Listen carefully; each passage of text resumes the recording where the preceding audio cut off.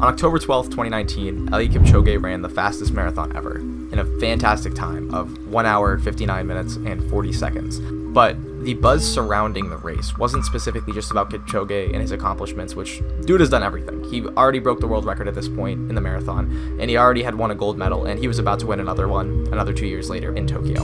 The controversy surrounding the race wasn't about Kipchoge, it was about the shoes he was wearing. To a non-track fan, that might sound interesting.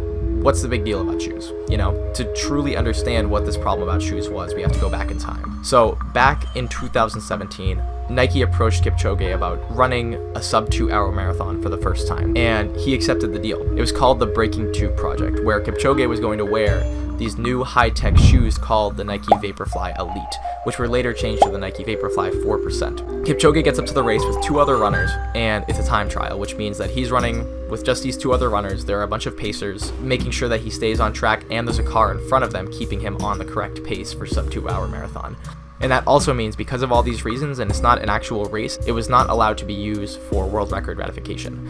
Anyways, Kipchoge just gets to the line 25 seconds too late, and he ran 2 hours and 25 seconds for the Breaking 2 project back in 2017. But once again, even though this was an incredible accomplishment, and it was way faster than the world record was at that time, and is still faster than the current world record, there was still controversy surrounding the race because of the shoes he was wearing. And these were the Vaporfly Elite, or now known as the Vaporfly 4%. These shoes, released by Nike, showed in studies that athletes could run 4% faster just by wearing these shoes in distance races. And this was a huge improvement on anything. Imagine just putting on a new pair of shoes and you run 4% faster. That is a huge improvement, especially in such tight margins as professional athletics has. And so these shoes were very controversial when they came out, and they specifically came with a carbon-plated midfoot, which means there's just a big carbon plate inside of the shoe that the athlete uses, and it will return more energy back than if there wasn't a carbon fiber plate there. So Kipchoge goes through, he breaks the world record in the marathon with these shoes in between these 2 races, and then he announces he's going to try and break 2 hours in the marathon again in 2019. This time he was wearing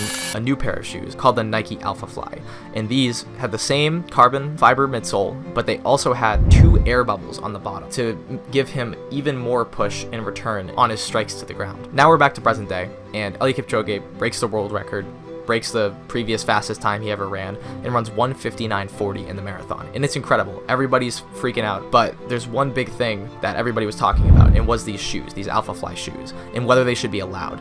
The stack height was extremely high compared to most marathon shoes that do not have a super high stack height, because they specifically want to keep the weight of the shoe down, and obviously increasing the stack height of the shoe increases the weight of the shoe. So this was a very controversial shoe, and people weren't sure if it should be allowed. So World Athletics stepped in and actually said, these shoes are fine to use, but there are 2 things that have to be kept in mind and cannot be overstepped by any shoe manufacturer wanting their shoes to be used for world record ratification or winning races. Those 2 things were keeping the stack height under 40 millimeters or 4 centimeters, about 2.5 inches, and there can only be 1 carbon fiber plate in the midsole. But one shoe around this time was too good to be used, and that's the Nike Vaporfly. And those were not a shoe in the sense of the marathon shoe. They were a sprint spike, used by sprinters like Usain Bolt, Fred Curley, Noah Lyles. These shoes were so controversial because of the same problem that the Alphafly and the 4% had. These shoes gave a huge return on investment for sprinters, and it would give them way more energy back. Nike specifically decided to pull back the shoes because they thought it would put Usain Bolt's world record in danger by athletes who shouldn't be running that time. Now, before this, brands had already been using carbon fiber plates for a while now. This wasn't anything new. Adidas already had the Prime Sprint, and Nike had been 3D printing their sprint spikes with the Nike Superfly. They had these cool holes in the middle. Super cool. But these shoes were considered so unique that Nike did not want to release them. So instead, they released the Nike Maxfly. And these were a very similar shoe to the Nike Vaporfly. They had the same air bubble, but they had a foam midsole in the shoe. And they decided that they would put this shoe out instead. So is this controversy real, that Nike didn't want to release their spikes? Probably not. Who knows?